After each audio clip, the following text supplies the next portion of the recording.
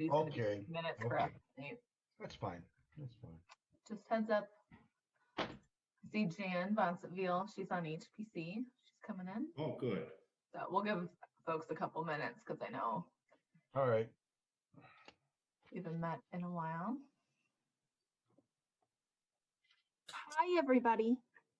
There Oh, she look who we is. have tonight. Look who we have tonight. Hey, How Candy, is everybody? Good. how much time do you want to spend? Right. Well, let's not pull one of those things those people did out in California. Oh yeah. School board Like the people. school board. Oh yeah. Oh yeah. Not a good look. So I see Daniel, John, Jan, Uriah, Randy. So you at least have 5 HBC members. But yeah, we don't need a quorum Right. necessarily. We will need to schedule something later in March. So if everybody's on, that's great. We can take a look at our Okay. calendars together. Well, it is 6:30. Do you want to call? Should call the order then? Want to do that? Yeah, that's fine. Just so you know, Mike Grace is going to be joining us. He's just going to be a little bit late this evening. So and we'll get the agenda up and we can. What are we gonna do? Fire him? Yeah, I know. All right, whenever you're ready, Greg. All right. We'll call the meeting to order for the Oregon Plan Commission. First item is the roll call, please. Schnelly, It's me here. Fano, I'm here. Carpenter, Here. Meyer, Here. Marr, Here. Molzon, Here. Sievertson, Here. and Smithback. Here. That was super right. fun. I haven't done that in a while. Thank you. Next item will be the Historic Preservation Committee or Commission. Are they going to call it to order? Do they have a quorum? Do you have a quorum? I didn't see. I have to. I think they do. I think there's at least Okay. 5 or 6 of You them, got but I 5, didn't yeah. You see. use 5. Is Arlen on? I have not. Oh, here he comes. Here Okay. he comes. I just let We'll him wait in. for him. How about that? Good.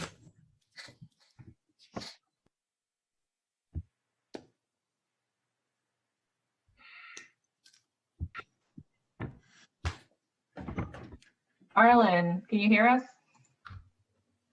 Yes, I'm here. All right, you're just in time to call your commission to order.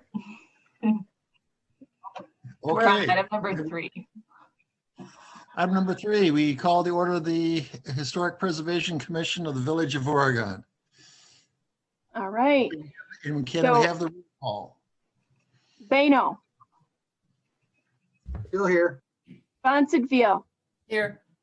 Belzak, Here. Carpenter, Here. Glish, Here. Kai, Here. Lease. So she's not here, and Scythe. Here. All right.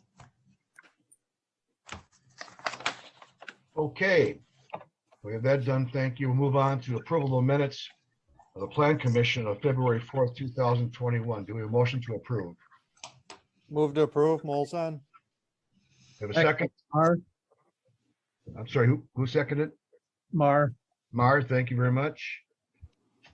Okay, we have a motion and a second. Is there any discussion? All in favor, say aye. Aye. Opposed? Motion carries. Thank you. Move on to item 6, which is community input. Is there anybody in the audience that wants to discuss or present anything that's not on the Oregon Plan Commission agenda? We allow a time for that. Anybody at all? None. Thank you. We'll move on then to item 7A, public appearances. 7A, this is a conceptual discussion with representatives from Good Company Restaurant. Proposed exterior renovations and signage for 113, 117 South Main Street. Do we have anybody representing them? Yes, Yes. and we have some information in the packet, but would you all like me to start with the? Yeah, would you please? with Would me you this please? Yes. afternoon? Yeah. Okay.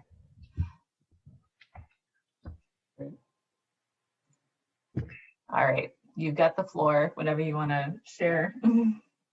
Oh, okay, great. Thank you guys. It's nice to see everyone. Some familiar faces from around the neighborhood and the village. My name is Patrick Sweeney. My business partner Matt Stebbins is on the phone as well. Hey guys. We're super excited to bring this to the community. My young family and I moved to Bergamot back in April on Bryn Hill Drive. A lot of people like to say Brine Hill, and I don't understand why, but maybe Randy correct me if it is Brine Hill. I stand. No, it's Bryn Hill, Patrick. Okay. It just I just can't. 9 out of 10 people say Brine Hill, and I just don't know how they get there. But I don't understand.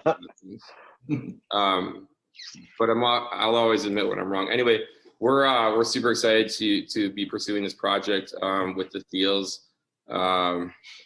They've been terrific to us since we came to them several months ago. Matt and I have 25 plus years each in the restaurant bar business. I own 2 places in downtown Madison. One's called Merchant, one's called Lucille. And Matt, he can introduce himself, but he owns a place called Notchville on King Street, and we own a kind of a dive diner type deal on the Near East Side called Brothers 3 that we've really transformed into something more timely. So we definitely don't. We have a bunch of opportunities that are thrown at us, but we tend to look for spaces that kind of speak to us. Contact business owners, take a tour of the space. The more historic, the better for us. And so we generally look for spaces, and then we kind of carve concepts around those spaces and those locations.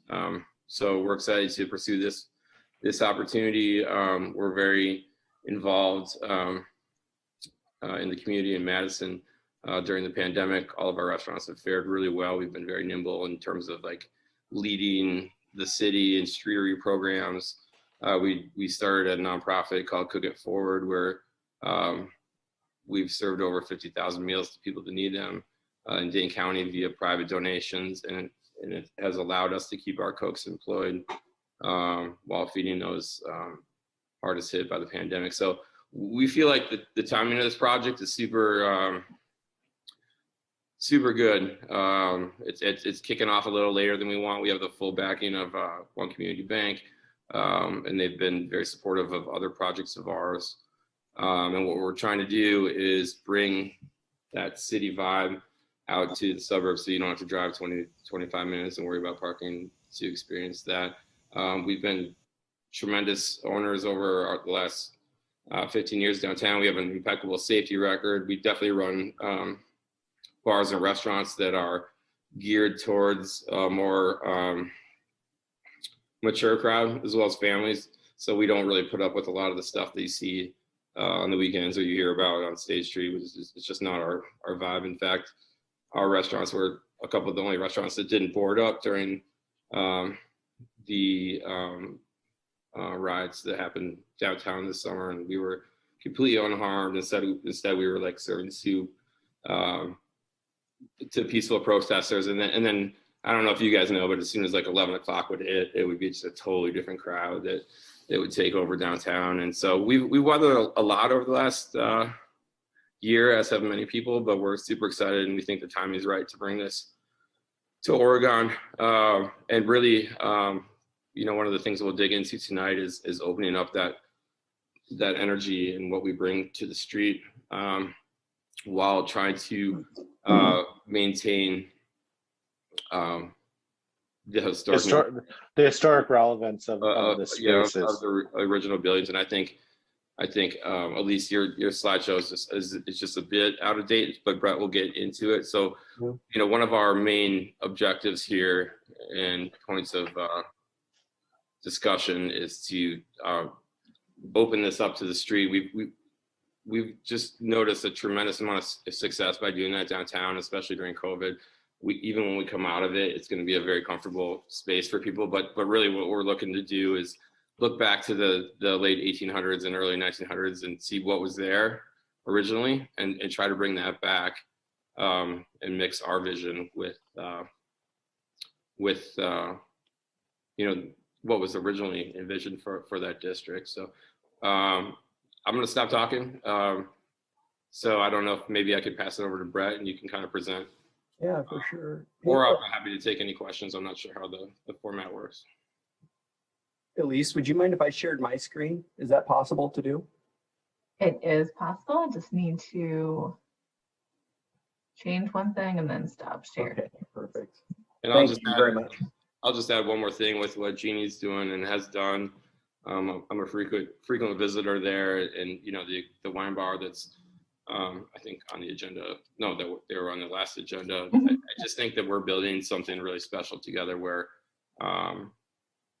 you know, at all price points, where we can have a gathering area for, you know, for the town of Oregon, that you don't have to go. We're imagining bringing people from Stoughton, Evansville, Brooklyn, Verona, even the South Side and downtown Madison, with our ties. So we take this responsibility very seriously.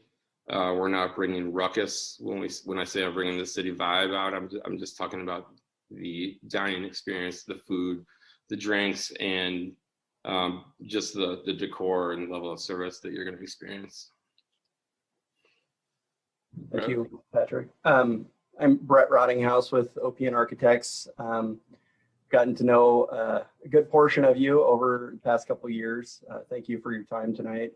Can everyone see my screen, seeing the historic photo of the building that we're talking about here? Yeah. So one thing that we were really drawn to, and actually the Thiels helped us find this photo of the original building. And one of the things that we were really drawn to, the historic nature of it, obviously, but was the panelization of the windows up front that really kind of gives it that historic feel for that main facade. And so that was one thing that we were really drawn to, and how can we bring some of that back to the building? You know, over the years, the panels went away, really trying to open up that front to allow people to be able to see in a little bit better. Also, you know, insulating glass and all of that, all of those things that go along with it. But we were really struck with how can we bring back some of that panelization that I think really speaks to what the front facade wants to be on this building. Also, you know, as Patrick was kind of alluding to, how do we open up that front to really make it more inviting? How do we draw people in and make it almost an extension of, or make the sidewalk more of an extension of the restaurant and draw people in? So some of the things that we started talking about was, here's the existing floor plan. You have your main entrance off of the sidewalk. You've got these two nooks. They're pretty tight when you're in there. So that was one thing that we started talking about. How do we make these more inviting, more comfortable to sit in? With, you know, COVID happening, we learned a lot of things about how do we make things more open, get better airflow through a restaurant, especially because people are going to have their masks off. They're going to be congregating close to one another. So how do we make it as safe an environment as possible? And then right now they feel like two separate spaces, even though they really want to be kind of one space. You've got this one opening in the back here that takes you to the basement through a stair that's right here that I'm not showing in my plan. But there's that one connection point between the two buildings. So one thing we were talking about was, how can we open this up and really make it feel like it's one restaurant, one space to be in? So those couple pieces were what kind of drove us to the latest floor plan that we have. Is if we can take this opening and shift it to one bay to the north there, then we can treat this as a single opening with an operable window system, really opening up that main entrance. You still get dining along this main wall here.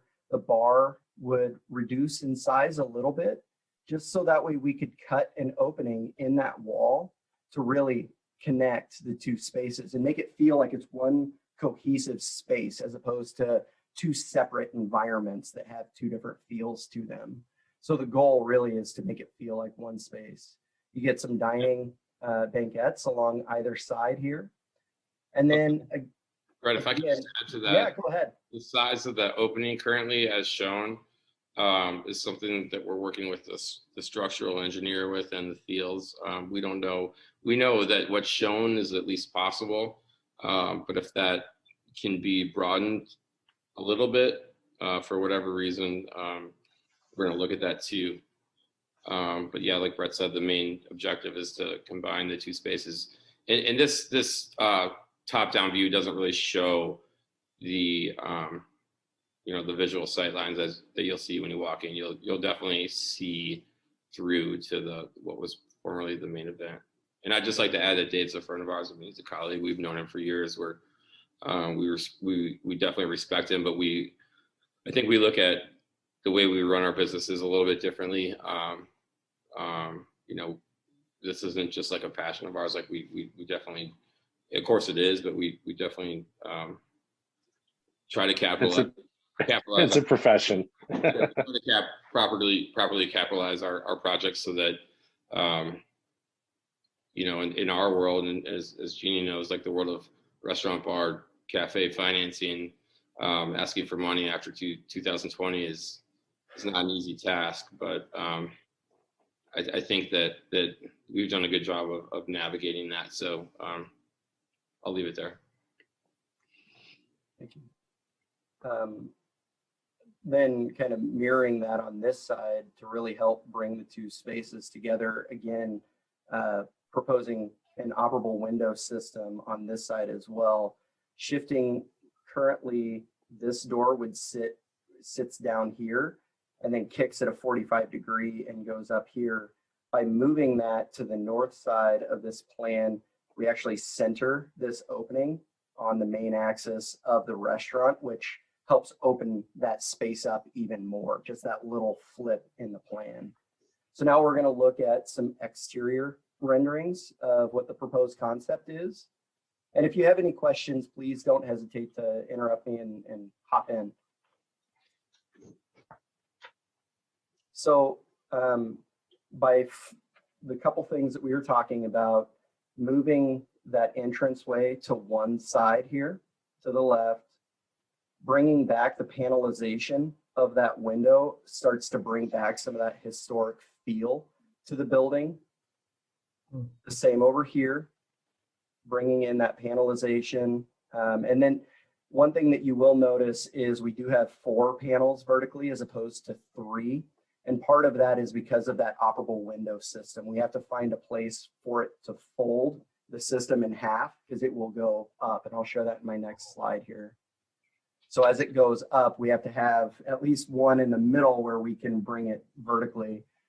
4 felt like it was paying at least a little bit more homage to that original image that we had talked about previously. Any questions on the exterior? No? Okay. Real quick, we can go through some interior shots just to kind of give you a little bit of an idea of what we're trying to go for. So again, pretty open feel to this. These interior renderings haven't been fully updated, but you can see over here, we've got that opening that starts to poke through to the other restaurant here. Right, they just wouldn't reference the exterior from the shot. Right, right.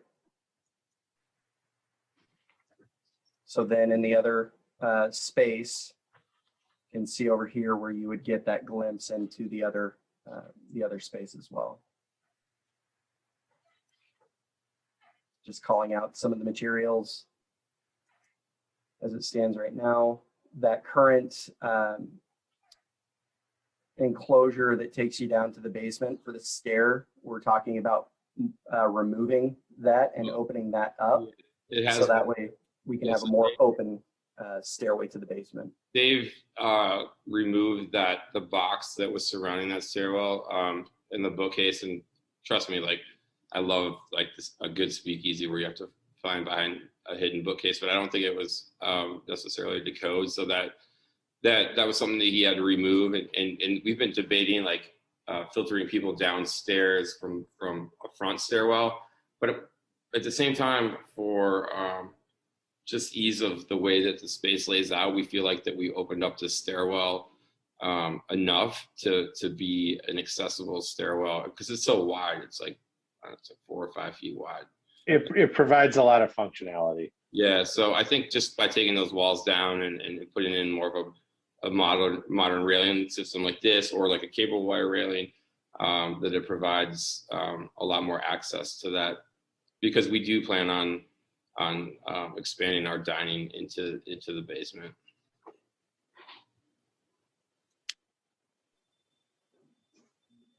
Sorry, Brett. I feel like I'm your Carson. You are just fine. You Man speak here. up whenever you want.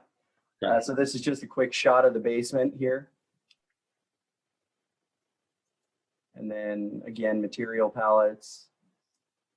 And then a look back at the bar in the basement. One thing I should mention is all of these renderings were done by Brad Nellis with Distillery Design. And then again, material palette in the basement.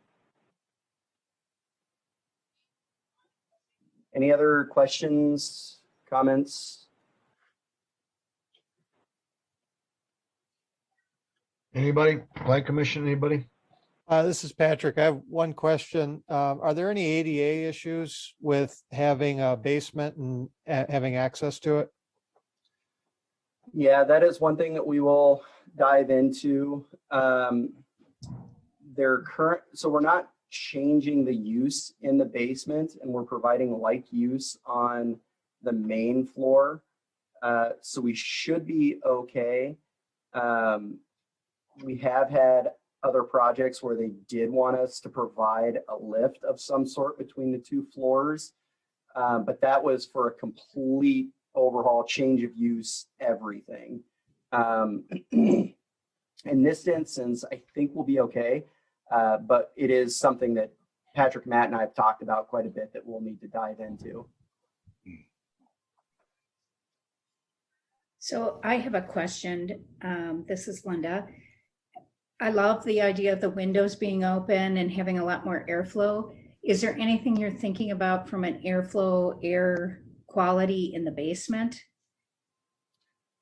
You mean for providing like more natural air in the basement? Yeah. Yes. You know, we haven't talked about that one too much. Yeah. So but- obviously there's no opportunity to have fresh outside air down there, but we've been at some of our other restaurants, we've installed different HVAC, basically medical grade hospital filters. Filtration. Yeah, or just the ability to to have air moving like an ionizer or something like that. I mean, yeah, there's definitely been talk about that, but there's no way to actually open it to the exterior. One thing that can be done is when the windows are open, you put your system into outside air mode. So that way you're circulating your air through the entire space, which naturally then would kind of help filter it down to the basement as well. But outside of that, there wouldn't be, beyond what Patrick and Matthew were saying, there wouldn't be direct air from the outside. So I've got a couple of things. You know, there's 2 commissions that are in play here right now, and I'm on both of them. And if I put on my plan commission hat, because that's the easiest one right now, I'm all on board, and I'm just thinking, let's get this done. But I take that hat off and I put on my historic preservation hat, and I look at this and I'm going, I've got some issues that need resolution. And it's nothing that you guys haven't seen before, especially if you've done things downtown Madison or restaurants in historic buildings. And that is, we have a lot of information or pictures for the inside, and we've got some plans, but we have very little information for the outside. So if I put my historic preservation hat on, the exterior, I'm gonna want to know sort of the details. You're redoing knee walls, you're redoing flooring at the exterior. You presented one picture where you had the 3 light height in the front window bay. You're going to a 4. what is the thickness of those panes? What's the material of those panes? We've made other people, we don't have much for a historic district, but we have made people hold to very tight standards on what we do have. So additional information is something that we'll definitely want to see. Those little knee walls, the details on the material of the doors, how they are looking as far as historic accuracy. It looks like you're keeping the structure, the wrought iron or the cast iron headers and the daisies in place. The masonry, it looks like the doors are pretty much a representation of what was there, painted a different color. But I'm looking from a perspective that's at a distance, So the details are what we're looking for and what we'll be looking for. I'd be looking for in the historic preservation.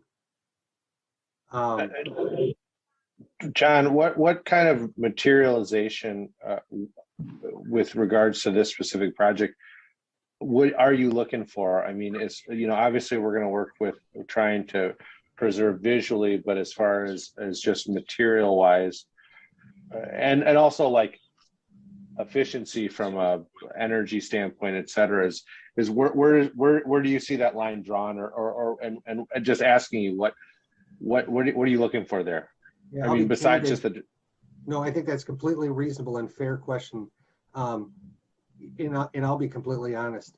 Historic preservation is not my forte. I fall back to people like Arlen and Randy because and Patrick, because they do a lot more of this sort of stuff.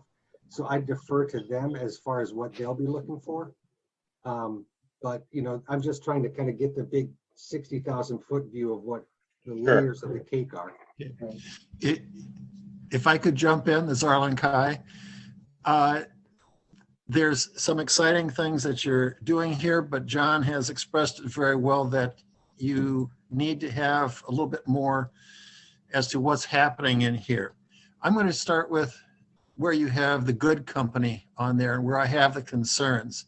When you go back and look at the facade the historic facade that you had, there you go, from the Powers and Walkman. Yeah. That was my previous company that I used to run back in 1896. Yeah. Well done. You've aged very well. Thank you very much.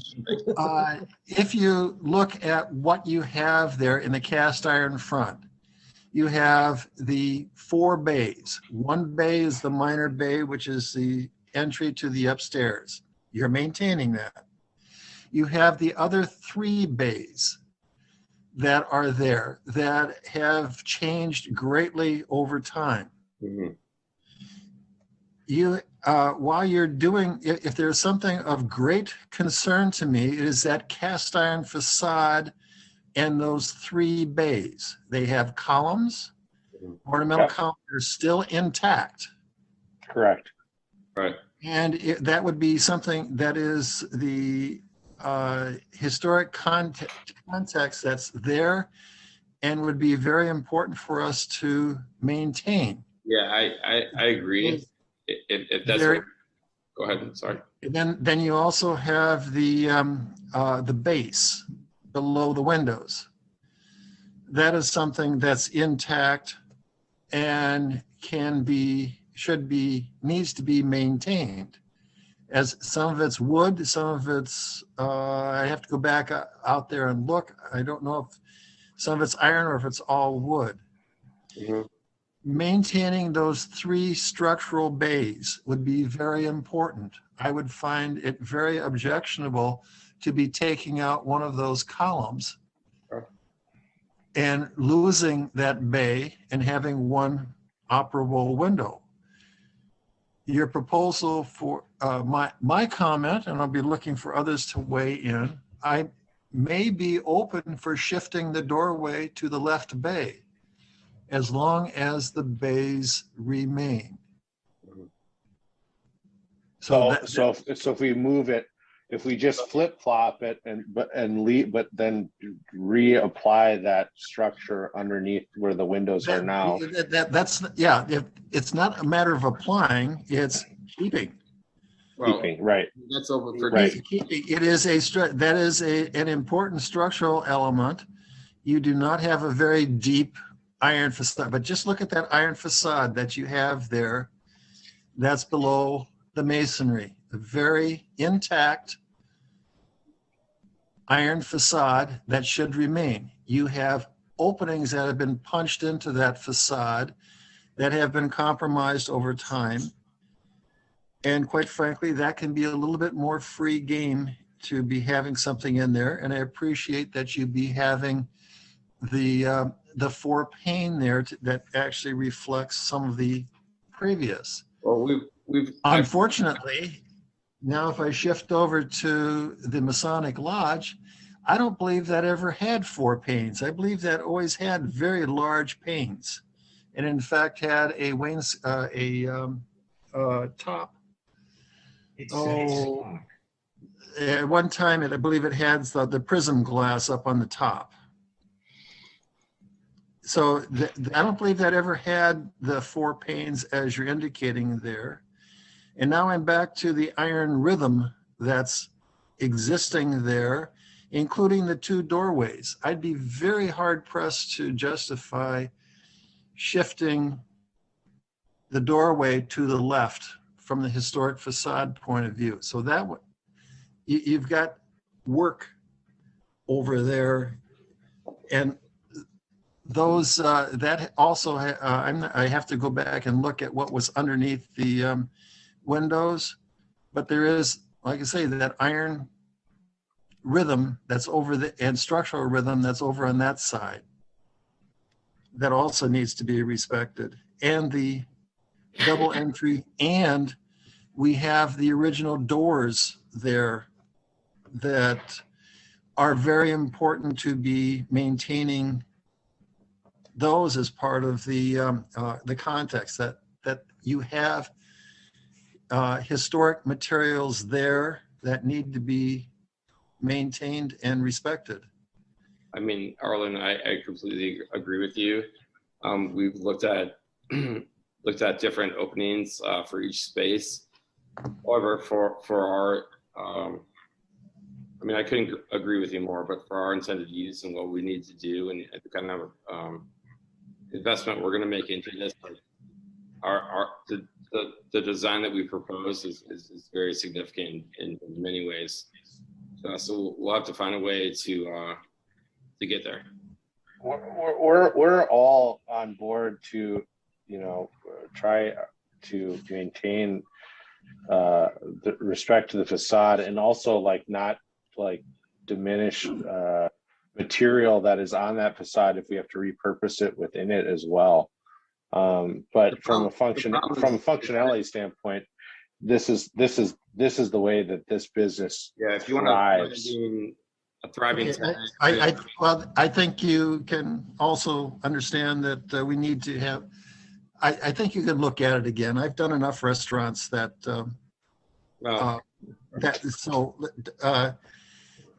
you have something here that's the Masonic Lodge is the one building that's on the National Register. That is the most important building. The rest of the buildings are in the district. They are contributing, but they're not as significant. So the Masonic Lodge is the one that's incredibly important. How do you feel? Where do you feel that so far that our vision for it is disrepresenting it? I guess because, I mean, you're absolutely correct about what the importance of this building is to the downtown district and the community. So how can we find and come to the middle about how we want to utilize it and make it exactly that showpiece? Matt, I'm sorry to step in, but this is our vision. This is the investment we're willing to make, and we want to work with you guys on how to come basically any restaurant that we build in and around the area, like we can't invest the kind of dollars we're going to invest in it without this type of feel at this point. So if it's still a closed off, cavernous, two-sided restaurant, it's going to be really tough for us to. Oh, your inside work planning is excellent, and that's great. Now, the facade, I've gone to the facade on the right-hand side, saying you've got your structural rhythm there, honor it, use it.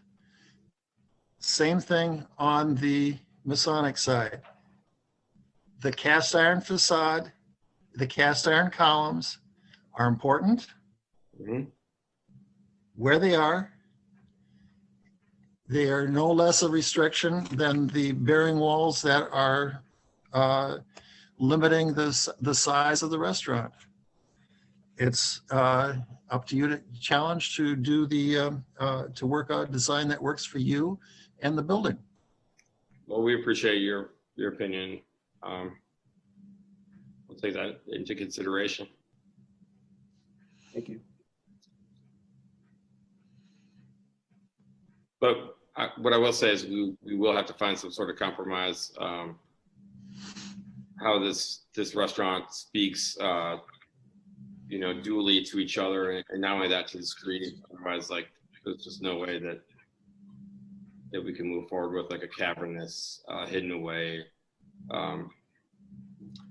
retail outfit in downtown Oregon. It's the last thing that the town needs. So what we need to do is project life onto the street. And so this is for us the game changer piece. We can look at design, we can look at functionality, but to not open the storefront would be. Okay, I didn't say, you didn't hear me say that. Yeah, Arlen, I was going to just ask you. You're not opposed to having an operable window system of some sort on that front. You just want it to kind of pay homage more to the historic nature of the Masonic building, correct? Correct. Now let's go back to what I said. Within the operating windows, the windows that are there are not original. Okay, so they have already been replaced, and so we do not have the original context. We do not have the original materials there, except for the iron, the structural iron, and And if you can be building this operable panel in between them, terrific. That looks like a very exciting concept to be having within the historic building. But respect the materials that are there that should be maintained, which is the structure. Okay. They're ornamental, they work, they function. Yeah, and we're going to have to do that regardless with our structural engineer as we look at what's doable here. Yeah, well, it's already, it's proving itself by use with the structure that's there, existing, that's there. Arlen, I'll just push back on you real quick. In that what's there right now would not work for any functional new concept restaurant. And so, I'm not quite sure. You have windows that work in between the columns? We've looked at that before, not likely, but it just doesn't give us what we need to succeed. So, Patrick, is that because the areas on either side of the entry, and I'm just talking specifically at the Good and Company space, the current layout has that door centered. Let's just, for simplicity's sake, call it centered in that space, right? And we've got windows on either side. And what you're proposing to do is push that over to the side and make one big space. Yep. So essentially what that's doing is creating a space for a seating area for 8, right? Correct. Okay. Fine. So if you were to keep that in the middle, if we wanted to spin it that way, what we could say is that what you're doing is, instead of creating a space for 8 up front, is you're creating 2 smaller spaces for 4. That is more intimate. you know, It's not necessarily the way it works out, like on a floor plan, but we would be more amendable to leaving the current entry at, underneath the good company sign as it is. So long as we could do what we wanted to do on the one, what is that, one? Masonic building. Yeah. So it's just that the way that the current vestibule and entry is underneath in the 113 building, it's just like a bad use of space. But we understand like the historic nature of, you know, what you guys are getting at. But I'm not sure. It was a good design when retail was king, when you know, jewelry shops were like, you know, it's just not like that anymore. So we got to figure out like some sort of compromise to come together and figure it out. So Arlen, this is Randy. Can I just sort of just give you my 2 cents on this? And I'm not an architect like you and John are, but the first thing when I first saw this was, I like the idea that they found the old photograph and that they're trying to bring the windows at least back to some resemblance of what the building used to look like. I also do like, and I've been to Lucille's, and Patrick, you have the windows open up at Lucille's. I like that idea. I like that sort of sense of bring the neighborhood into the building. I really like that. I guess for me, what I would say is let's, and Patrick mentioned the word, let's see how we can compromise on this thing. I really would like to see this sort of thing happen. Let's see how we can compromise and sort of make this work for the village and for Patrick and his partners. And I guess that would be my comment. I mean, I think they have an exciting idea. I really like the idea with the windows open. Let's see what we can do. Let's see what we can figure out that will work for both. Yeah. Well, Randy, I agree with you on having that there is something exciting about this, and I also think that there's room to compromise. And looking at the good and company side, that if they broke that commercial facade into the 3 parts that kept the historic iron columns in there, they could have in those 2, instead of having 1 big window, they could be having 2 folding windows.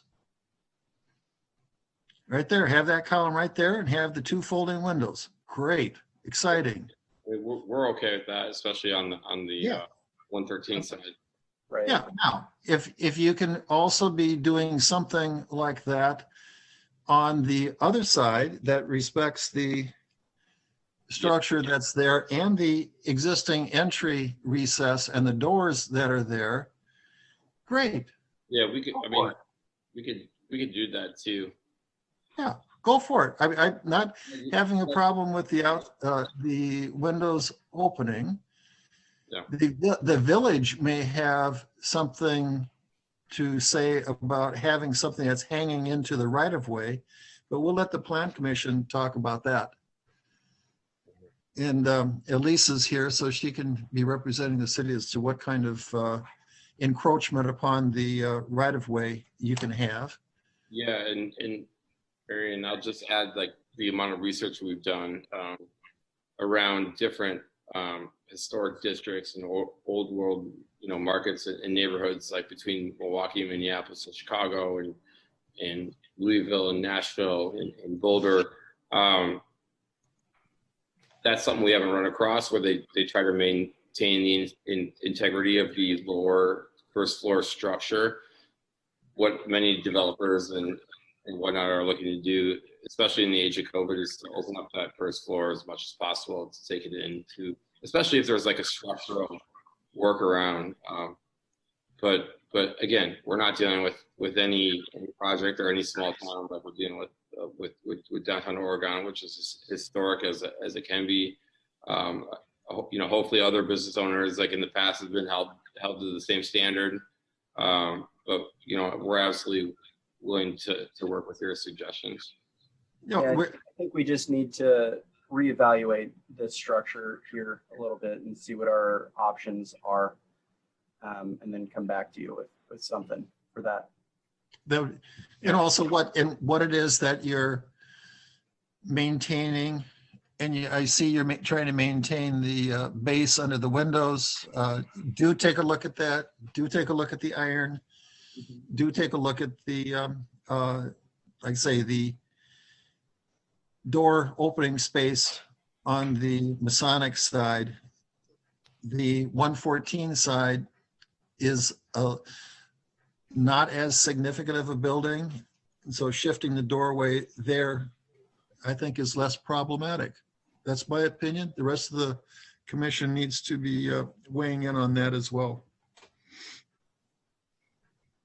Just a comment on the windows, as far as that would really not be any different than, say, some of the awnings that we see farther down for chocolate caper, sunnies, and everything like that. I don't think that would cause any, at least concern from. It's all up into the village ordinances, so. Yeah, but I mean, say we allow awnings all the way through there, so. Yeah, that's what I was going to say. Was that Jeff? That was Jeff. Yep. Oh, okay, very good. Then that's good to know. And just from a process perspective, so hopefully you saw this on the agenda, but this is a conceptual discussion. This is exactly the kind of conversation we wanted to, have. And I think hopefully Matthew and Patrick and Brett have gotten some good comments, and we'll, work with them on a staff level too to make sure that we're moving in the right direction. And then we're hoping sometime the last week of March, while everyone's still, here together, we'll pick a time and a date, and then in another agenda item here, but we'll come back and sort of do another special joint meeting and hopefully have the details and some of the side-by-side photos and all of that, so that they can get hopefully the green light to move forward with continuing construction through the spring and opening up later in the spring or early summertime. So Great. Thank you for the feedback, you guys. I appreciate the process. Thanks, Elise. What I will say, you guys, Oh, Patrick, hey, Patrick, this is Jeannie. Hey, Jeannie. So I just wanted to say one thing real quick. If you guys have been in Dane County for a while, so that if you go into the burbs of Dane County, you go into Verona, you go into Wanakee, you go into McFarland, all of those villages or cities have pretty much decimated, torn down, ended their historic downtowns. So Oregon is one of the last remaining villages in Dane County that has a historic downtown. So you hear a lot of passion from this Historic Planning Commission, a lot of attention to detail, things that they want you to keep. And that's one of the beauties. That's what the guys and the gals on this Historic Planning Commission are the reason that we still have our historic downtown. Yeah. So I know that Arlen in particular, bless you, Arlen, you've been around forever. That's a good thing. And you'll find Arlen is a stick. I built the Masonic. Yeah, right. Yeah, he was born there. Arlen's actually a teddy bear. Arlen in particular, but he has the best interest of the village at heart. Yeah. And I know that the Historic Planning Commission members will be happy to work with you and try to figure out a way to move forward. So the last thing I want you to do from this meeting is to go back to your offices and be like, screw this. We only have sweatpants in our garages. So. Hey, that's not funny. That's not funny. Go for it. That's all I get for an office these days. We're getting to the end of this, but you'll see. I wear sweatsuits.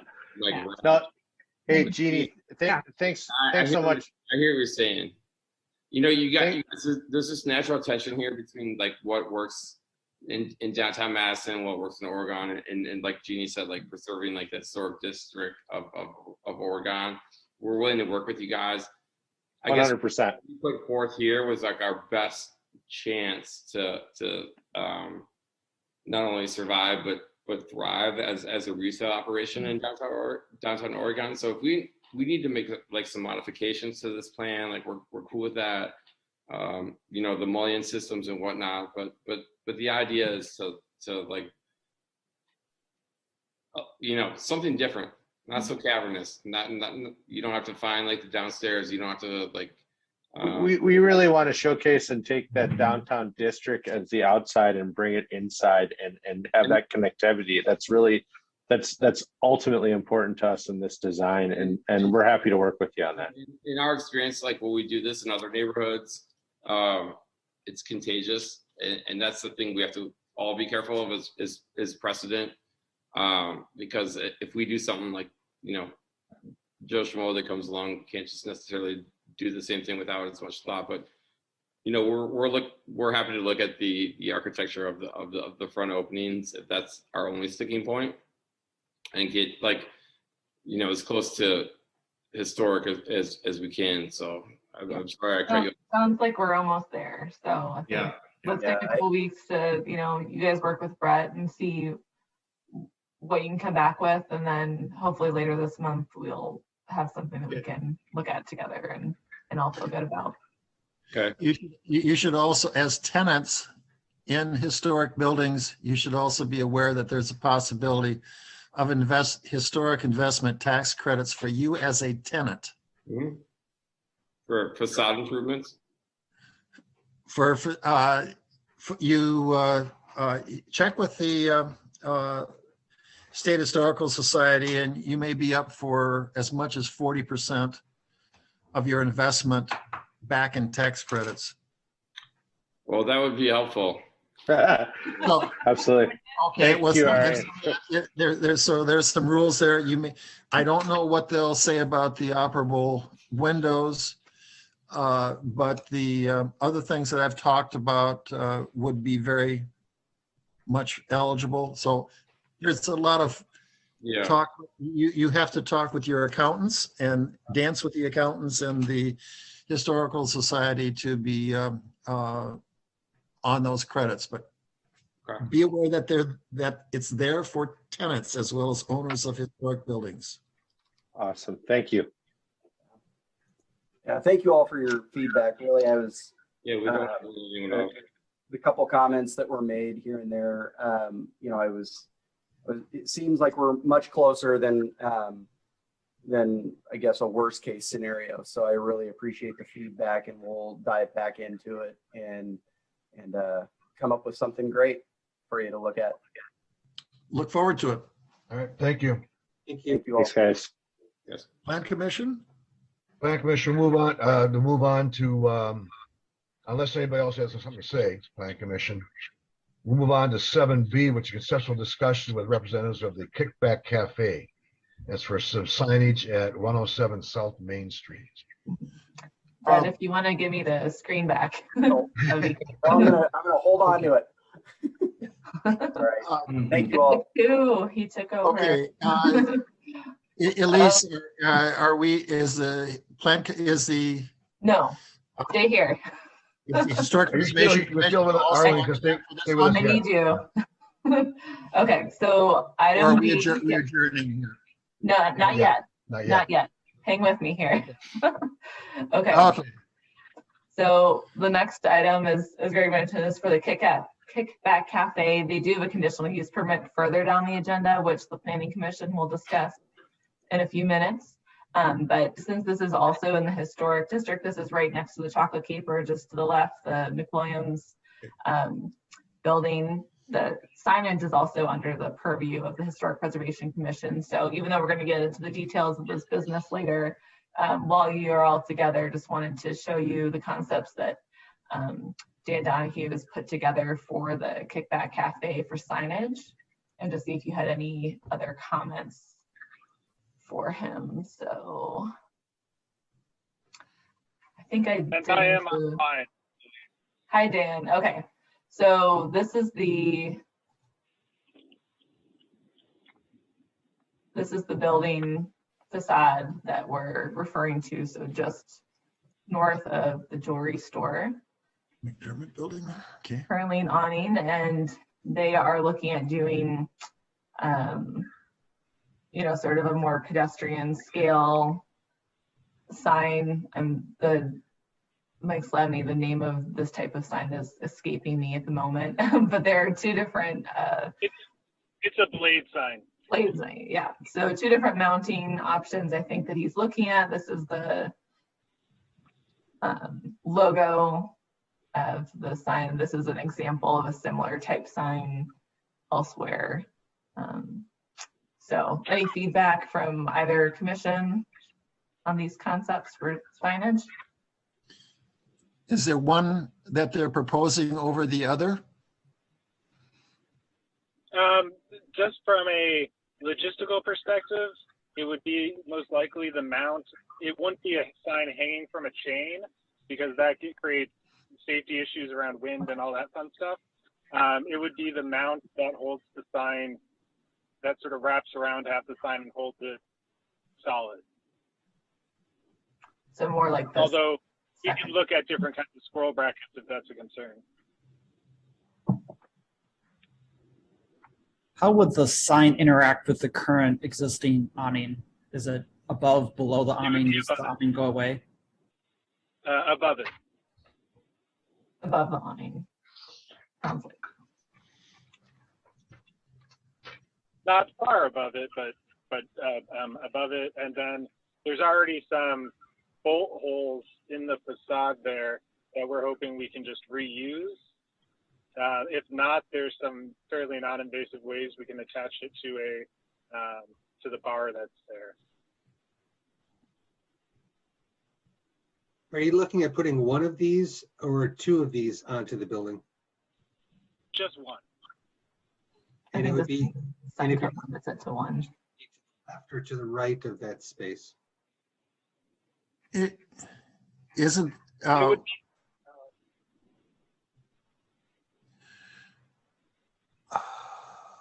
I'm sorry, I didn't hear that. Yeah, it would be centered on the 107 space, which is all right. So if you split the McDermott building in half, and just think of the left side of that half, it would be centered on that side. I'm guessing around here. Isn't that an old window frame? Not from, well, depending on how old you mean, it's not original. But there's really old single pane glass in there right now. Right. I mean, that is a window. So you're looking at putting that bracket mount on the window frame? No. No, it would, when I said bar, it probably isn't visible in the pictures. There's let's see, I'm trying to see what you guys have for a shot. Yeah, I just have some Google Street View images in the packet, Dan, so I don't know if you can see my screen. Most likely it would just mount in the existing bolt holes above. If you look at the kind of the lower picture on the left in the packet, right where the dining sign is over that empty awning, except it would mount above that into the holes in the brick that are there. Okay. Just to make sure I'm here, the original McDermott building had windows up that gray area below the brick have been windows that have been filled in. So I'm still counting that as a window opening. And it's my understanding the village signage says it needs to be in that panel between the lower windows and the upper windows. And this looks to be, that is where we're planning on putting it. So right now it's looking like it's on the window. Oh, Arlen, this symbol here, that's something this is just from Google Street View. So that's just a symbol that Google put on there. That's not the signage location.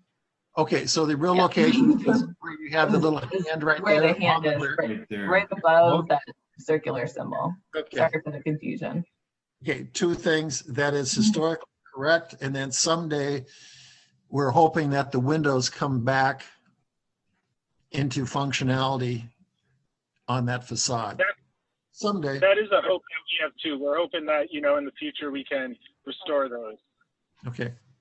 Actually, Dan, this is Jeff Rao. A while ago, McWilliams and Company came back with a facade improvement grant to put some coating material on the inside of those windows. Has that ever been done? Not that I'm aware of, not Well, as far as a So grant. I emailed Justin, the McDermott, from the McDermott, he just said that they have not gotten to it yet because of the renovations that they had to do to the interior of the building. It's Okay. still on their list. It's just that the renovations on the inside got a little bit more costly than they had hoped. But that still is the plan for them to get to that. Okay. Okay, but Yeah, we're about 14 months. We're about 14 months into this, and so as the construction did drag on when COVID hit, and that we were basically taking out floor in the way of their ability to put the glazing on. Okay. As long as the sign is in the brick and having something that is a side mount, I would find appropriate. I think the other members of the commission need to weigh in on that. So of the two designs that you showed us, from a historic perspective, I'd actually like the first one, that one. I agree with you. Yeah. Yeah, I do like the that. look of the one. Yeah. The trick is getting it to hang in a way that doesn't let it swing or move at all. We are looking at potentially a scroll bracket like that first one. This is what I'm hoping we can use. Yeah. It's similar to that first one, but it has sort of, instead of a chain that comes down, there's sort of two little rods, and you weld those onto the sign. Yeah. And that would hold it solid. Yeah. And I'm I like hoping that, that Dan. It's more, to me, more historic looking. Yeah, I just think it has that more, that look to it. So Dan, maybe when you resubmit and we have the meeting later in March with both groups to approve this, maybe we'll do kind of a bit of a rendering or onto Photoshop it onto the side of the building, just so everybody's clear as to where the sign would be mounted. Sounds like that might be Absolutely. helpful. I actually just got one, just not in time to get it to you. Okay. Any other comments from either commission on the signs? I think that if you do the one that looks like it's chain, if you were to just weld the chain together with tabs, you know, it's like a frozen rope. It's not going anywhere. So there's options out there, and I think that it does look more classic. The curly cues might be a little too Baroque, but I do like that one as well. Yeah, as long as Jeff's okay with it, I'm okay with it. Sounds like it's Baroque. Okay, if you are favoring that one, look at the McDermott building and the massing of this. This is the little Baroque curlicue, the console bracket there is a little delicate. Look at the McDermott building. McDermott building is not delicate. No, it's got that Romanet, yeah. So give it a little beef. Okay. All right, we're good? We're good. Okay. Elise, we're going to talk about a meeting later this month. So in an effort to keep both of these restaurants moving forward with their, construction schedule and trying to open up this spring, and the Planning Commission might remember, we moved our Planning Commission meeting date back another week for April. So you all don't have a regular meeting again until April 15th. We are proposing just doing a special joint meeting between the two boards the week of March 29th. It doesn't necessarily have to be a Thursday night. If we don't have a village board meeting that night, it could even be Monday the 29th, if that works for everybody. And we would just be focusing largely on these two items. And we can meet at 6:30 or 5 o'clock. 29th again, I'm sorry, 29th? Yeah, looking at Monday, March 29th. Pick one. About 5 o'clock on the 29th. Could. Very good. Any Can make that work. Okay. sense? Yep. That's right. Okay. Is it? I Does will anybody look- have an objection from HPC? No. Okay. So, All right, I will send a Zoom invite as it gets a little bit closer, and we'll send out that agenda the week prior. All right.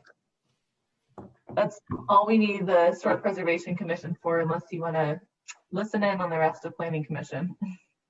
okay, officially, do I have a motion to adjourn the Historic Preservation Commission? Harlan, this Randy, I'll move. Second, Dano. Daniel, have a second? All those in favor signify by saying aye. Aye. Aye. Opposed? We are adjourned. And I assume you're welcome to stay if you would like. Well, I think you should. Thanks for your time, everyone. We could have put see you how at the end it of this. should We be could have run. put you, Arlen, we could have put you at the end of this thing and you could have waited for us. So, you know. We'll do All that right. next time. All right. Good night, guys. Okay. Okay, we're moving on then to a public hearing. It's item 7D. There's a public hearing to discuss and consider approval of the GDP plan submitted by Oregon Parks LLC for planned development zoning from TR6 underlying zoning to 201 and 251 Liberty Park Drive. At this time, we'll open the public hearing. Staff reports. Elise.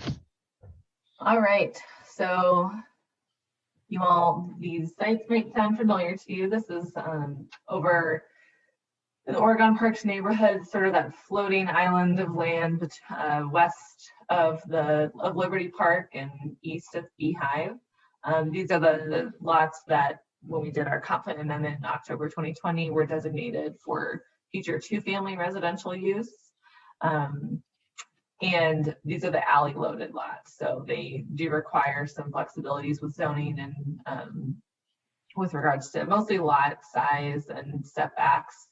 The flexibilities that are requested are listed out here, A through J, everything from density to landscaping, and we can certainly go over those if you have any questions. And there are a couple other pieces of this approval that are still pending that you all will see later on this spring, but the land does need to be replatted. There's also some adjustment of right-of-way that we've been working with Jeff on. So there will be a preliminary and final plat that need to be approved, as well as kind of a description of the vacation of the right-of-way. The Oregon Parks LLC, the developer here, is just looking to do the GDP themselves, and then once the lots are subdivided, they would sell the lots to, you know, one or several builders, and it would be on the builders to actually come back. You know, hopefully they do a couple at a time, but there would be separate SIPs that we would verify, you know, the conditions of the GDP, and you know, those approvals would be done at a later time. So just wanted to clarify that. Here is the GDP ordinance, and then I'll just scroll to the map so we're all on the same page about where we're talking about. But this is Liberty Park, this is Beehive, this is Omni down here. So there would be an alley, would be accesses would run north-south. There would be garages that are, you know, access from the alley for these duplexes, and then the front would just be the yard, so they wouldn't be interrupted by driveways. And part of the main reason for that was to provide a more inviting entrance to the neighborhood, as well as just from a sort of safety and traffic perspective, to have less driveways coming out onto Bergamot Boulevard as that continues to get busier, as the connection to the Highlands and Netherwood neighborhood is present. So, and then this is just the developer submitted materials. I know we have Keo on the line and Ron Klaas, the engineer as well, to answer questions. Okay, thank you. What about Oregon Parks? You guys have anything to say on here, or the engineer have any comments they want to make? We've seen this. I think we worked this over pretty good, but if you guys want to give us any more comments, we're open for it. No, I think that covers it pretty well. I think the conceptual plan we showed, gosh, how many months ago now? This is basically just the, yeah, it's, we've had a long COVID period, boy. I remember masks at the public event there. So this is kind of putting into practice what we showed at the at that conceptual level, actually figuring out how the alley would work in detail, and the utilities and the lot sizes and whatnot. But it's essentially the same. I don't think there's a big difference. And I just wanted to amplify what Elise already mentioned. Because PD is necessary here, and because a PD requires, of course, a GDP and an SIP, we can't do the SIP part because we're not building the structures. So the developer, the builders will come back with that, and hopefully those will be pretty straightforward because there is a GDP overall sort of guiding things. And then I would just point out that the Architectural Review Committee will still be in effect here. So what we expect a builder to do is to come first to us for architectural review to meet the requirements of the covenants, and then to come to the village and take that through to SIP. But that's it. And thanks for your time. All right, thank you. Any public comments? Greg, this is Jeff Rowell. I just have one comment certainly. here. Yep. Under the GDP document, under the village utilities, and sorry, Elise, I just caught this afternoon. It still is a little confusing. The utilities within the alleyway are 100% private, both the main sewer and the main water. And I want to make sure that we put some additional verbiage in there to make that perfectly clear. It just says the water and sewer utilities shall connect to the existing village utility system and shall be maintained by the homeowner association as set up. So that to me is a little blurry still. We kind of said from the get-go that we wanted them to connect to the sewer in the streets. That's going to cost them too much money, so they're going to run private water and sewer in the alleyway, which is fine, but it'll be their responsibility to maintain. So I'd just like to add some language in there.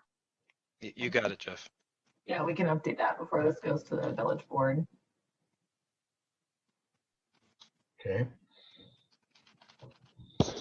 Any other comments? What about Plan Commission? Anybody have anything to say? Yeah, this is Patrick. I just wanted to ask about the parking, the angled parking. What is the intent? Is the intent to keep that or to change that to parallel parking? It would, at this point, because of the removal of the commercial component, it's essentially a visitor parking, because there really isn't a lot of room for parking in that alleyway. You can't park on the alley. So so far with the low density of use, I can speak for for me parking there. I've always treated it as parallel parking. But if the village has a preference one way, it really just is a matter of how we stripe those, because I don't think they are currently striped, if I'm not mistaken. So it's really just a matter of how they would be striped. Yeah, Patrick, I agree with Keo. We would probably, I would assume people would use them as parallel parking right now. If we needed more, and I don't think we will, then we could always go out and stripe it as parallel parking. But we don't want it to obviously look like a commercial area. So I think generally people use it just parallel parking, which is pretty typical out there. Yeah. I will just point out on the north sides of these lots, as well as the block that we're talking about, the south side and then the east side, there actually is a bump out currently. And this is part of their, plat of the right of way vacation exhibit. But we've been working on this for a couple months with them and felt that the amount of on-street parking that's there right now, again, is was more appropriate for a commercial area. So there's been some that's maintained closer to the park and then along Bergamot, but we didn't feel like it was necessary on all four sides. It also just allows a little bit more buildable space on the lots to bump that out. This is Larry Marr. I had questions about what kind of surface is on the alleyway that goes north and south through there, and how does that feed into the storm sewer system? It would be paved, correct? Right. I don't know if Ron has more to address there. Ron, do you have anything to add? We haven't developed the actual specifications, but it will be paved, and we will address picking up that stormwater at the south end. It drains north to south. Okay. And there is storm sewer available down there to use. Good. And will it be curbed or will it be just a raw edge?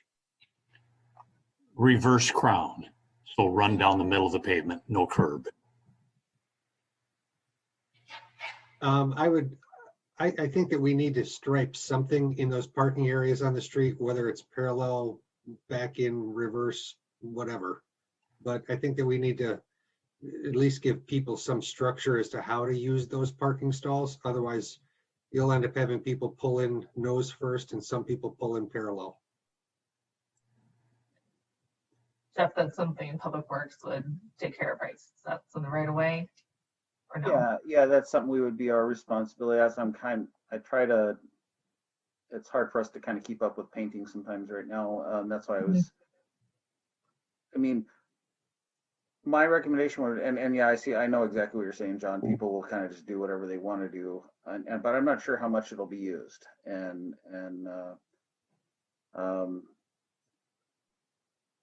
I think just like anything else, we'll be ready to kind of modify it. But if you want us to stripe it, we can stripe it.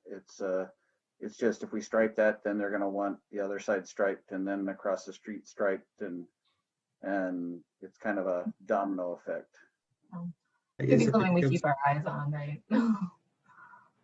If it becomes an issue, then do it. But yeah, yeah. I just know that when we did Beehive across the street, we had guys parallel, guys pulling in straight. And, oh yeah, that was an anomaly because we were under construction. But yeah, I agree.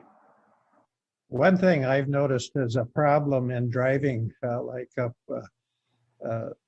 Bergamot Parkway through there, is if there's a snow cover on, when you find yourself sometimes driving actually on the parking spaces as it is now, going north or south on that, and then when you come to the end, that you've got the the paving narrowing down, and those curbs are right in front of you, and you have to be pretty much awake to that. I don't know if there's any way to get those marked with markers, so you know that reflective markers, if that makes sense. But I've noticed that throughout that area there.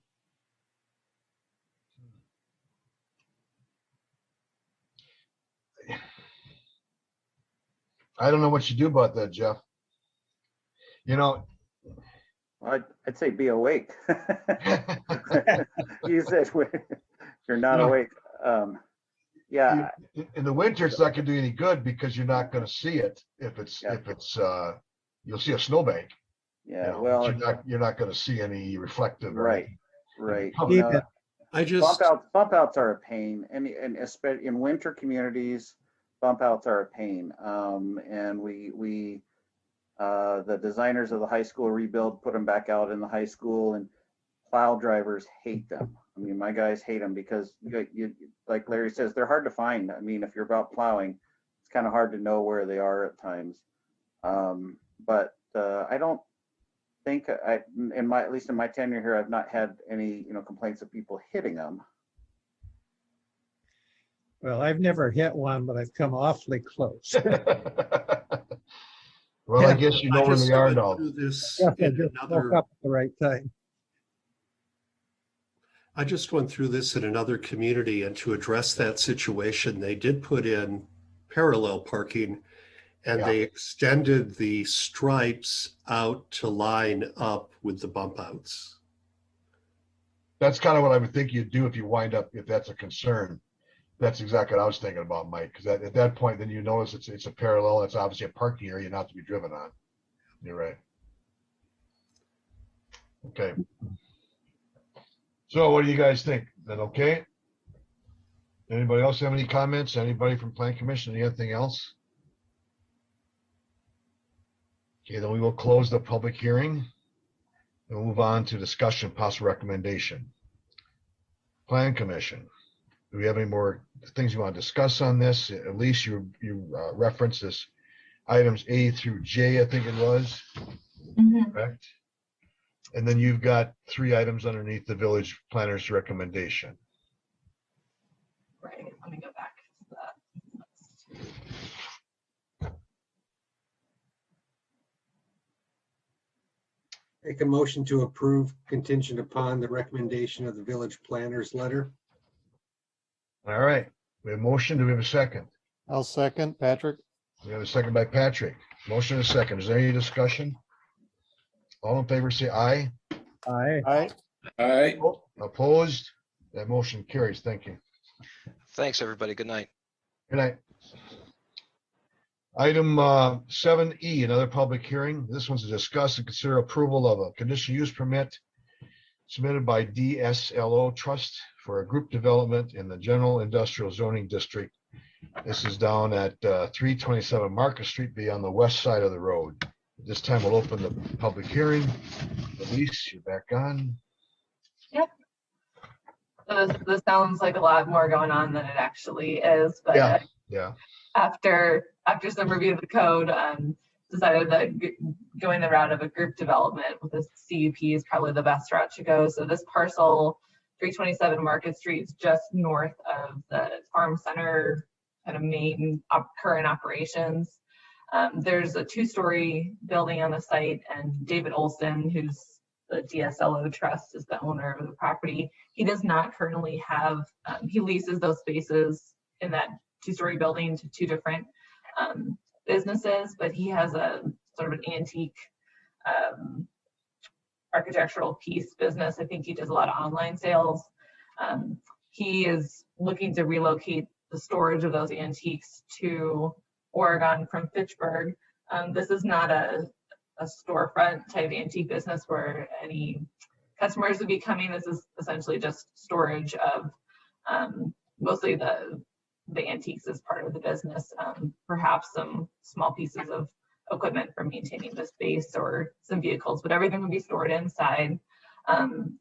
Jim Lease is on the call. He's going to be constructing the building for Mr. Olson. He constructed the 2-story building that has been there for about 10 or 15 years. And all of the facade materials would match that 2-story building. So same color, it's a light green vinyl.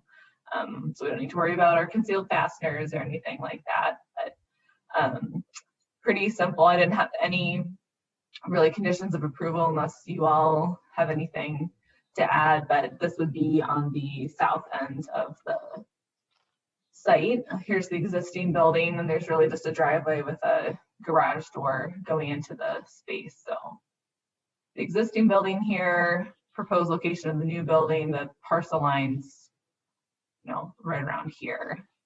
And then our conditional use agreement. I'll just scroll to some images of the exterior. So pretty simple shed type building. And Jim can answer any questions folks have about the construction as well. Here's some photos of the vinyl siding on the existing.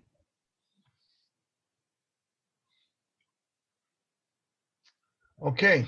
Yep, that's it. Mr. Lees, you have any comments you want to make? Nope. I think that was pretty well stated. All right. Pretty All right. simple. Any other public comments? Plan Commission. I'd like to make a couple of comments on this, Greg. I have no objection to the project. I welcome the addition of the building. It's Market Street. It's nothing special.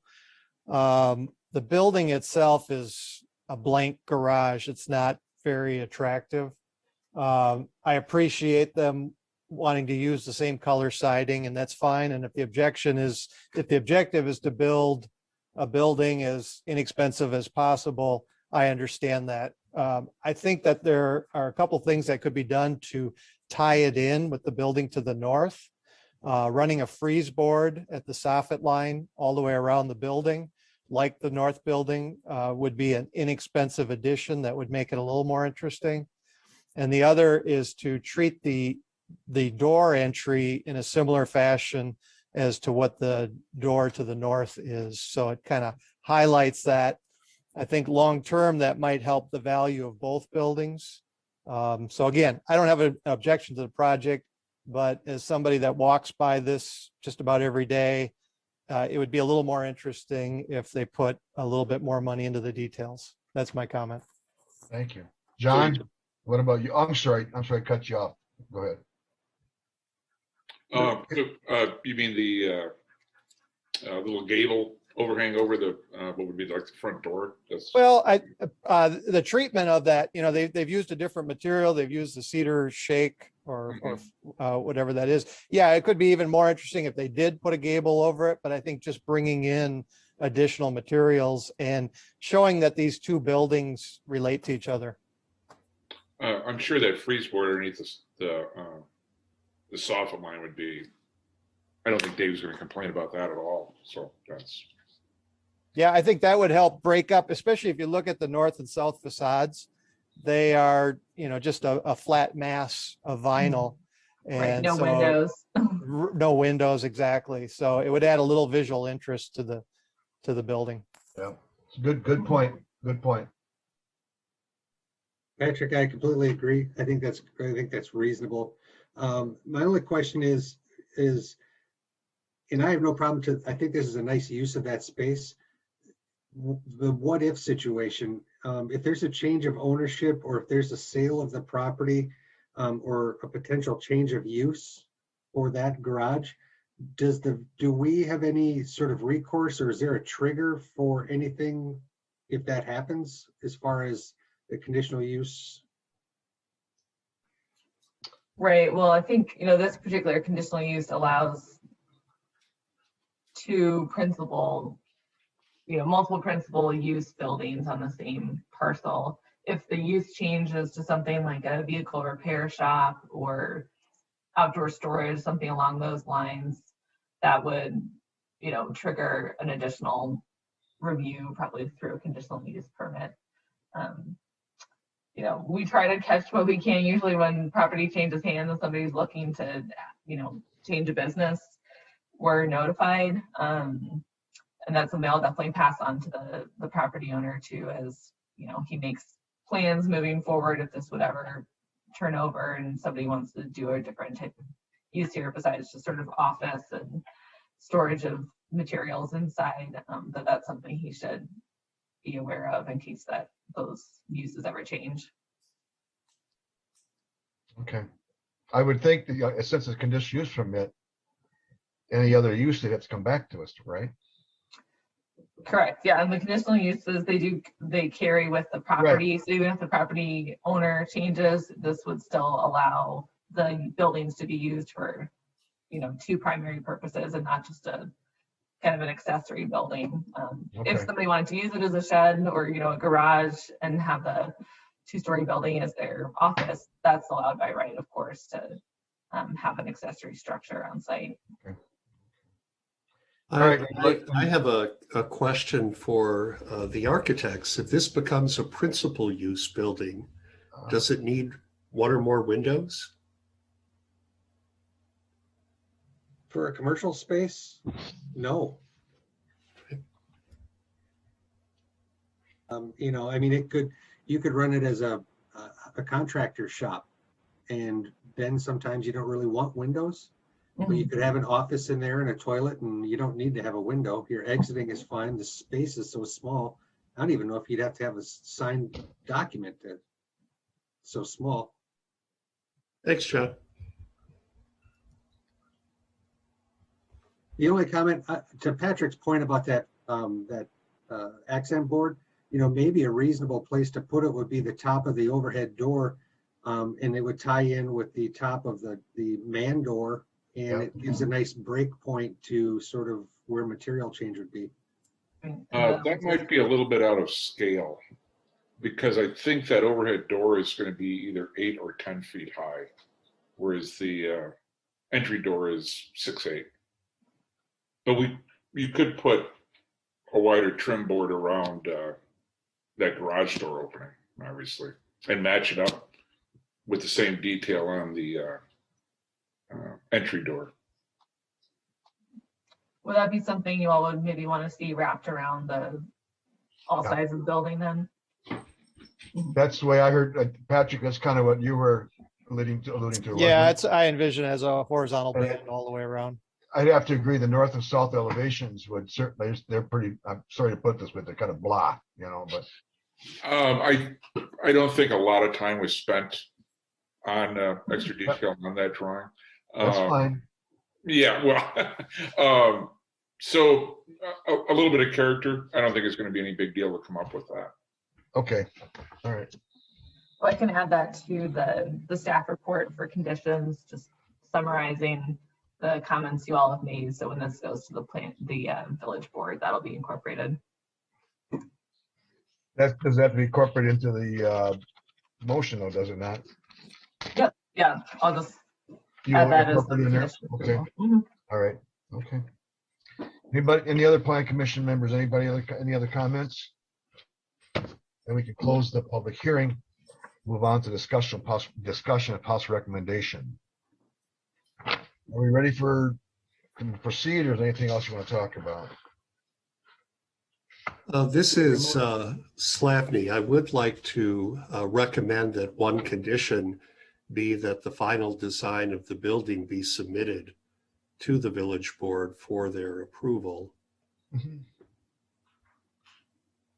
don't have a problem with that. Is that normal, or we go through? Well, normally it would be submitted to the plan commission. Oh, yeah. Trying to save everybody a month here. Yep. No, that would Usually we just submit it to staff. Yeah, that's what I thought, staff, but no, not for a conditional use. Okay. Is that something that's good? Nah, that's good. You're trying to get away with something. Don't worry. Let's you think those changes can be made to your exhibits, and we can, I think I was looking to get this on the March 15th board agenda, so we've got about a week to do revisions. I think we could probably make that happen. Okay, good. I make a motion to approve contingent upon letter from the village planner and the addition of the details discussed at the meeting. A motion, do we have a second? I'll second it. Mar, we have a second. Is there any discussion? All in favor, say aye. Aye. Opposed? That motion carries. Thank you. Thank you. All right, go on with your project, I guess. Move on to 7F. Thanks, Jim. Public hearing to discuss and consider approval of conditional use permit submitted by Marvelous Morsels Kickback Cafe to allow indoor commercial entertainment in the central business zoning district at 107 South Main. At this time, we will open the public hearing. Elise, you're on again. All right, so just continuing the discussion we had with Dan a couple of minutes ago. Kickback Cafe, adjacent to the Chocolate Keeper, would be kind of a morning time and then a late afternoon, evening type cafe use. So sort of a morning coffee shop, cafe, bakery, and then evening would transition to more of a dessert cafe with alcoholic beverages and desserts and all of that. They have already received the liquor license through the village board, I believe. So pretty small number of employees, no more than 4 on site at any given time. Anticipated capacity is still being determined, but probably around 38 people or less in the space. Just as we kind of discussed a couple months ago with the wine bar, we're just, any sidewalk seating will be handled by our sidewalk cafe right-of-way permit, which we're almost ready to have in front of the board, and that'll be handled kind of through Public Works in the future. So that's handled separately. This is just addressing the indoor use here, and they don't have any outdoor patio space or anything else on the parcel. So just the indoor commercial use here. The conditions of approval, again, about the sidewalk cafe use, this doesn't cover that. I carried over a condition of approval that we had from the wine bar that the fire department requested, just if there's any sort of indoor fireplace or heat feature, that should be approved by both the building inspector and fire department, and then any other conditions that you all have. So I think we just have a simple. But you may want to go back and change that recommendation for proposed vehicle repair and maintenance use. Yeah, probably a good idea. I don't think there's any. I did read this. That's what happens when I have a template and I don't always catch all the changes. Oh, trust me, I used to do the same thing in business. Yeah, okay. So caper, but anyway, yes. This side, shared kitchen space, and then it would be access for staff, from the back here. Okay. And kind of the bar for ordering would be here in the shop. So Dan's here to answer any other questions about the business. And yeah, owner or the proposed owner, business owner, want to have any comments? Jeff, you got anything? You're near. From the owner side, the 2 things I would say are just, I want to be very clear that we are not intending to be a bar or a congregating place for alcohol of any sort. We want to have sort of some special coffees and some after dinner drinks, but that's it. We're not going to have rail drinks or anything like that. Okay. Then the back door will be an entrance into the cafe from the back parking lot, and then we'll have the front entrance off the street. And yeah, the other side's all the chocolate capers. So. Hey Dan, this is Jeff Rao. You don't plan any kind of rear patio area, do you? Nope. Okay, yeah, at least you'll want to strike that on page 1 then, at the end of that paragraph right before planners analysis. Oh, okay.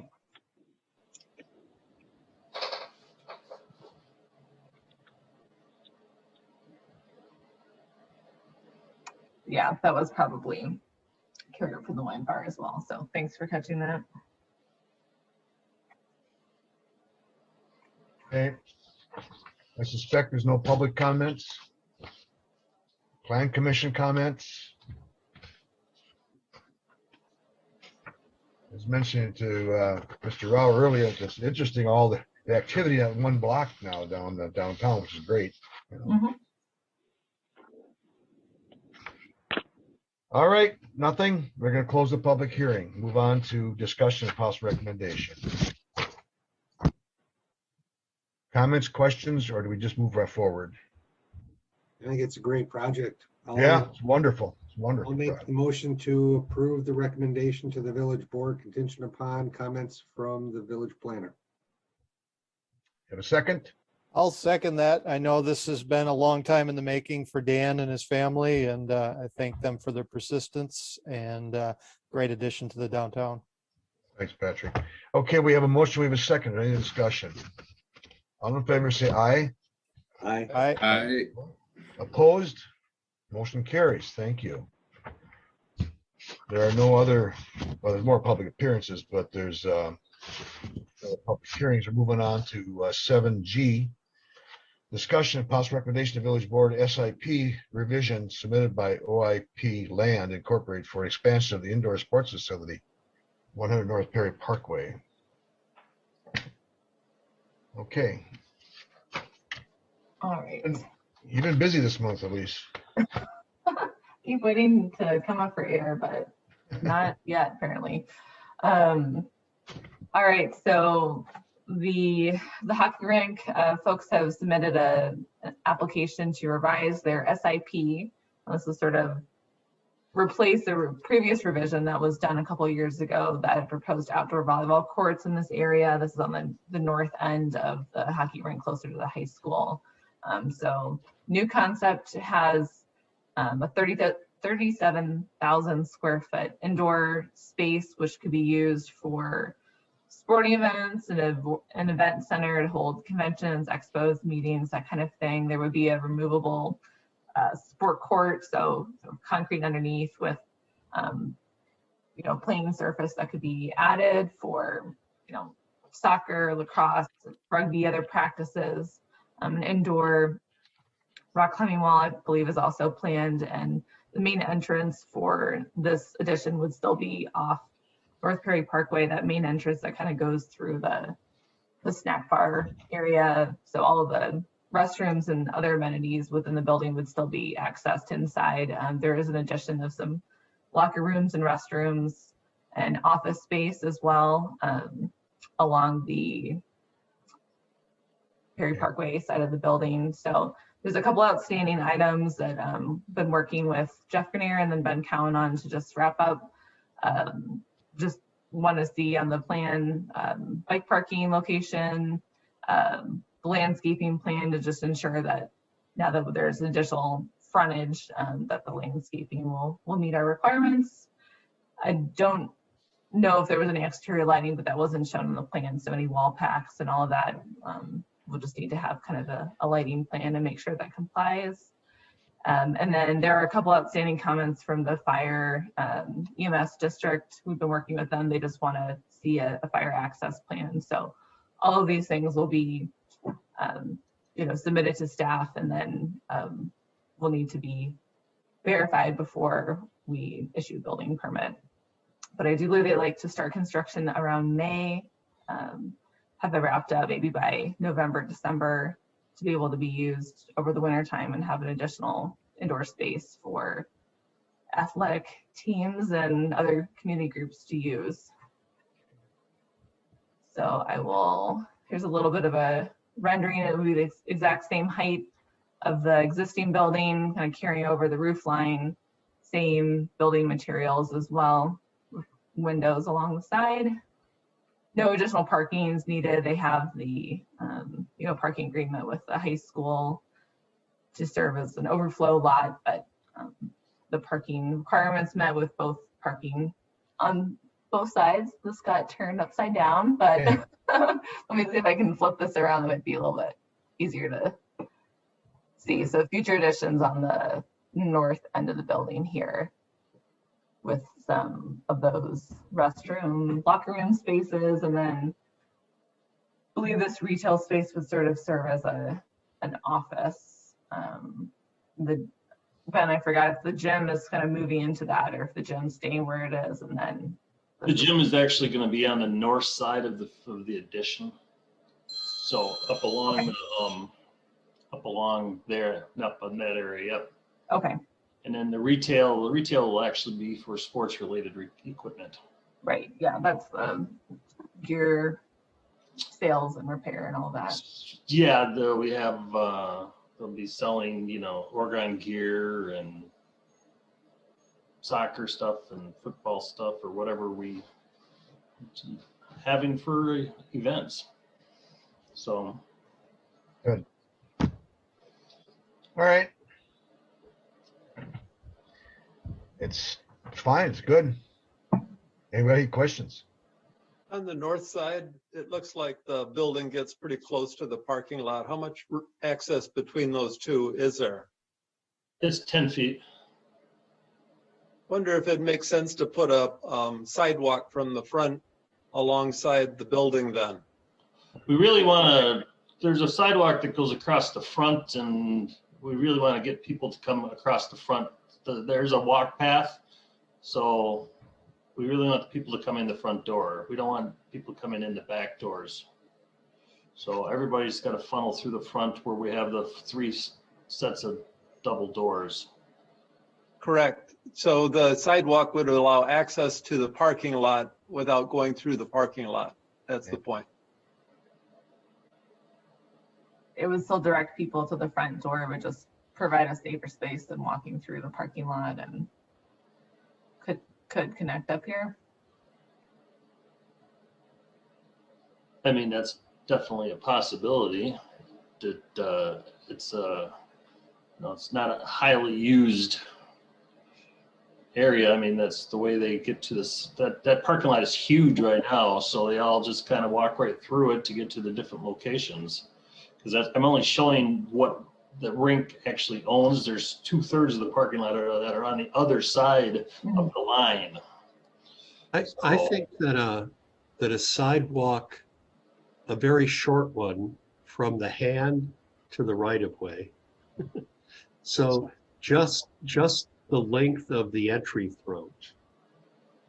So that people didn't have to walk in the driveway itself. In the aisle, the drive-in aisle? Okay. Yeah. Just a little bump out Right. there. Okay. I mean, that's acceptable, I believe. Ben, you on? Yeah, I mean, I'm listening. I think that's fine.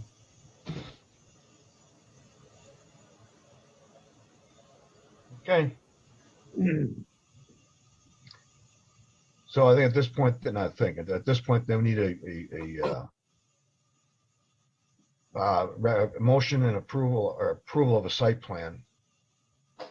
Actually, discussion possible approval. That's approval on our side. Yes. So we just need a motion to approve this proposed site plan revision with the addition of the sidewalk. And I don't think there's anything else. Is there, Elise? Just the other, conditions that are listed. Everything that's listed on here. So do we have a motion to that effect? Severson, I'll move. A motion, we have a second. Wait, actually, it's actually approval of the SIP, not the site plan. Correct? Yep, and it's an SIP revision. Yeah. Technically, yes. I'm sure you're right, but it says here, possible approval of the site plan revision. No, that's. I'm sorry, I'm looking at the wrong, God dang That's what, I just wanted to make sure you got it right, because it's a full SIP revision. See, that's the first mistake I've made this year. Oh, God. Come on, you guys, you know that.